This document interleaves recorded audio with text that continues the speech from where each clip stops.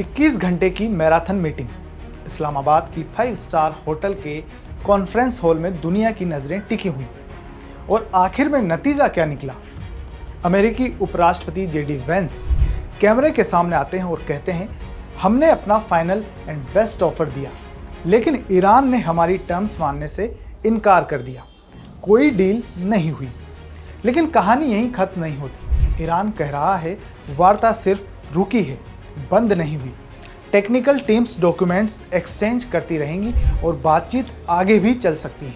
तो आज के वीडियो में समझते हैं इस्लामाबाद के बंद कमरे में क्या हुआ, डील क्यों नहीं बन पाई और अब आगे क्या हो सकता है। नमस्कार, मेरा नाम है अरविंद और आप देख रहे हैं फर्स्ट इंडिया न्यूज़ का डिजिटल प्लेटफॉर्म।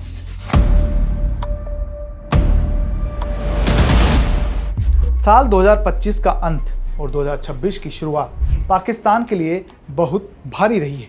पाकिस्तान दो बड़े मोर्चों पर शांति चाहता है। पहला, अफगानिस्तान और टीटीपी के साथ सीमा पर चल रहा खूनी संघर्ष, और दूसरा, अमेरिका और ईरान के बीच छिड़ी वो जंग जिसने दुनिया की अर्थव्यवस्था को हिला दिया। पाकिस्तान ने खुद को एक मीडिएटर यानी मध्यस्थ के तौर पर पेश किया। इस्लामाबाद को लगा कि अगर वो दो दुश्मनों को एक मेज पर ले आएगा तो उसकी वैश्विक छवि सुधरेगी और आर्थिक मदद भी मिल सकती है। लेकिन असलियत कुछ और ही है। पिछले 6 हफ्तों से अमेरिका और ईरान सीधे युद्ध की स्थिति में है। हमलों और पलटवारों की इस जंग में हजारों लोग मारे जा चुके हैं और ईरान ने स्ट्रेट ऑफ हॉर्मुज को आंशिक तौर पर ब्लॉक कर दिया है। यही रास्ता दुनिया की लगभग 20% एनर्जी सप्लाई के लिए लाइफलाइन है। नतीजा, तेल के दाम ऊपर, ग्लोबल मार्केट में बेचैनी और पूरे वेस्ट एशिया पर युद्ध का साया। भारी अंतर्राष्ट्रीय दबाव के बाद 2 हफ्ते का एक अस्थायी सीज फायर लागू किया गया और इसी दौरान पाकिस्तान ने मीडिएटर बनने की कोशिश की। इस्लामाबाद में अमेरिका और ईरान एक मेज पर बैठे। रॉयटर्स की रिपोर्ट के मुताबिक यह 10 साल से ज़्यादा समय बाद दोनों देशों की पहली डायरेक्ट हाई लेवल बातचीत थी और 1979 की इस्लामिक रिवॉल्यूशन के बाद सबसे ऊंचे स्तर का सीधा संवाद। इसलिए इस वार्ता से उम्मीद भी बहुत थी और डर भी कि अगर यहाँ डील न हुई तो जंग और लंबी खिंच सकती है। अब आते हैं इस्लामाबाद के अंदर की कहानी पर। रिपोर्ट्स के मुताबिक बातचीत एक 5 स्टार होटल में हुई। पूरा शहर लगभग लॉकडाउन मोड में था। सड़कों पर हजारों जवान तैनात ताकि किसी भी तरह की सुरक्षा चूक न हो। अमेरिकी डेलीगेशन की अगुवाई कर रहे थे उपराष्ट्रपति जेडी वेंस, साथ में स्पेशल एनवॉय स्टीव विटकॉफ और राष्ट्रपति डोनाल्ड ट्रंप के दामाद जारेड कुशनर भी मौजूद थे।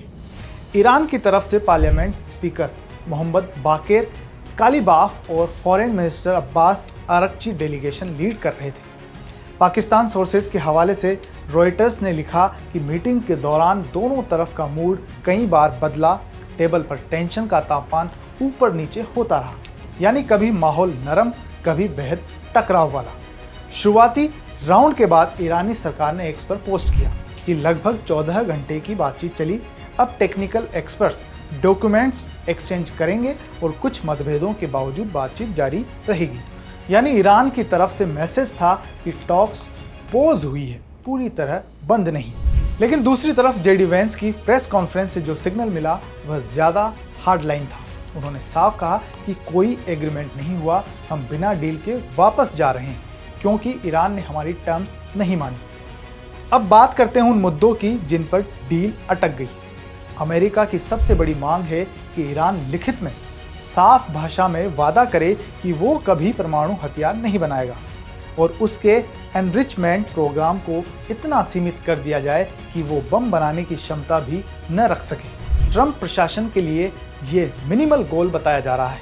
ईरान कहता है हमारा प्रोग्राम शांतिपूर्ण है, लेकिन आप जिस तरह की भाषा चाहते हैं उससे हमारा न्यूक्लियर राइट और फ्यूचर सिक्योरिटी दोनों खतरे में पड़ सकते हैं, इसलिए हम उस टेक्स्ट पर साइन नहीं कर सकते। स्ट्रेट ऑफ हॉर्मुज इस पूरी बातचीत का सेंटर पॉइंट था।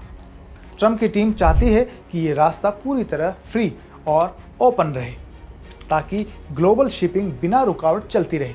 दूसरी तरफ ईरान इस पर कुछ नियंत्रण, ट्रांजिट फीस और एक तरह का मान्यता प्राप्त रोल चाहता है और साथ ही पूरे रीजन खासकर लेबनान में फुल सीज फायर गारंटी भी। रॉयटर्स की रिपोर्ट के मुताबिक एक सीनियर ईरानी सोर्स का दावा है कि अमेरिका के कतर और कुछ दूसरे देशों में पड़े फ्रीज ईरानी फंड्स रिलीज करने पर सहमति जताई थी, लेकिन एक अमेरिकी अधिकारी ने इस बात से साफ इनकार किया। इसके अलावा ईरान युद्ध में हुई तबाही के लिए वॉर रिपरेशन यानी मुआवजा और पूरे वेस्ट एशिया में लेबनान समेत सीज फायर की मांग पर भी जोर देता रहा। यहीं से दोनों नैरेटिव अलग अलग हो जाते हैं। ईरान कहता है अमेरिका ज्यादा मांग रहा है, कम दे रहा है। अमेरिका कहता है हमने बेस्ट ऑफर दिया, ईरान ने नो कह दिया। तो इसका असर क्या है और आगे क्या हो सकता है? सबसे पहले 2 हफ्ते के इस अस्थायी सीज फायर पर बड़ा सवाल खड़ा हो गया है। अगर डिप्लोमेटिक प्रोसेस आगे नहीं बढ़ी तो फील्ड में लड़ाई फिर से तेज हो सकती है, खासकर ईरान, इजराइल और लेबनान के मोर्चे पर। दूसरा, स्ट्रेट ऑफ हॉर्मुज की स्थिति जितनी लंबी अनिश्चित रहेगी, ग्लोबल ऑयल प्राइसेस पर उतना ही प्रेशर बना रहेगा, यानी इसका असर भारत जैसे देशों की जेब पर भी दिखेगा। तीसरा, पाकिस्तान के लिए ये इमेज की लड़ाई भी है। एक तरफ वो दिखाना चाहता है कि वह डिप्लोमेटिक पैरिया नहीं रहा, बल्कि एक अहम मध्यस्थ बन सकता है। दूसरी तरफ डील न होने से यह भी साफ है कि सिर्फ मेजबान बदलने से जंग खत्म नहीं होती। असली गेम पावर, बैलेंस और पॉलिटिकल विल का है।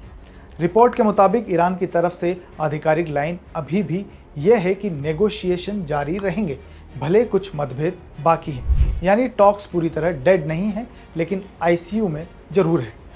इस्लामाबाद की ये वार्ता हमें 2 बातें साफ सिखाती है। पहले, 47 साल की दुश्मनी एक 21 घंटे की मीटिंग से खत्म नहीं होती। दूसरी, जब दोनों पक्ष अपनी अपनी रेड लाइंस से चिपके रहें तो मेज के बीच में शांति की कोई जगह नहीं बचती। फिलहाल सिचुएशन है कि अमेरिका कह रहा है ईरान ने हमारे टर्म्स नहीं माने, हम बिना डील के जा रहे हैं, और ईरान कह रहा है बातचीत जारी रहेगी, लेकिन पहले अमेरिका अपनी ज़्यादा मांगे कम करे। अब सवाल आपके लिए, आपके हिसाब से किसकी पोजीशन ज़्यादा खतरनाक है? अमेरिका की सख्त न्यूक्लियर और हॉर्मुज शर्तें या ईरान की स्ट्रेटेजिक हट? कमेंट में जरूर लिखिए।